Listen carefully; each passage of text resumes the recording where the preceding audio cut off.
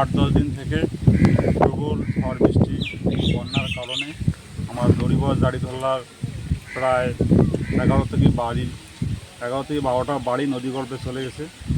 আরও যেভাবে নদী বইতেছে তাতে মনে হয় 30-40টা বাড়ি আরও ভাঙার সম্ভাবনা আছে।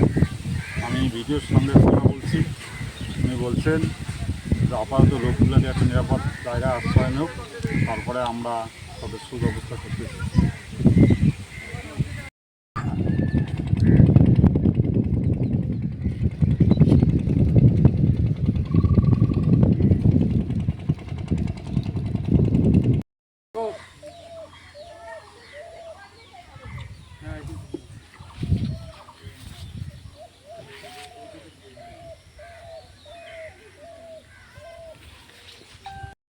গেল আরো বোধহয় 15-16টা যায়। আমরা এখন আস্তাদ বসিয়েছি সব নিয়ে, আমরা যে কি করবো না করবো, আমার বর্তমান বাড়ি টাড়ি করার কোনো পথ নাই।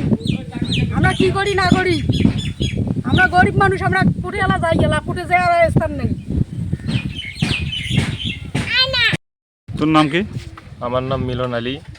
মোটামুটি এই নদী 10-12 দিন থেকে ভাঙতেছে, 10-12টা বাড়ি নদীর মধ্যে চলে গেছে।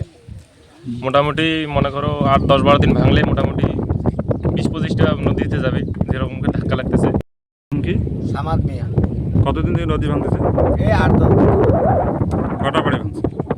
8-9টা বাড়ি ভাঙছে, আরও মনে করেন 25টা ধাক্কা থাকে। যেভাবে ভাঙতেছে এইভাবে মনে করেন 25টা তো এমনি দেবি।